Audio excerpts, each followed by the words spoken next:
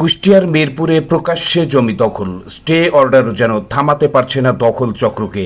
কুষ্টিয়া প্রতিনিধি AKM নাজমুল আলম জানান, Poradaha railway station সংলগ্ন প্রায় 12 একর সরকারি জমি দখলের অভিযোগে উত্তপ্ত পুরো এলাকা।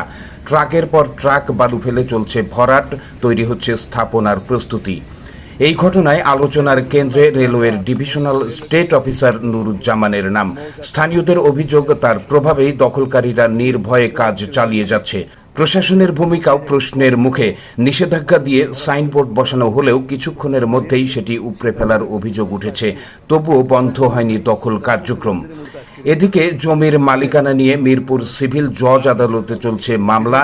স্টে অর্ডার বহাল থাকলেও বাস্তবে তার কোনো প্রতিফলন নেই। ক্ষুব্ধ এলাকাবাসীর প্রশ্ন, আদালতের আদেশ অমান্য করে কিভাবে দিনের পর দিন চলছে এই দখল? আইনের শাসন কি কাগজেই সীমাবদ্ধ?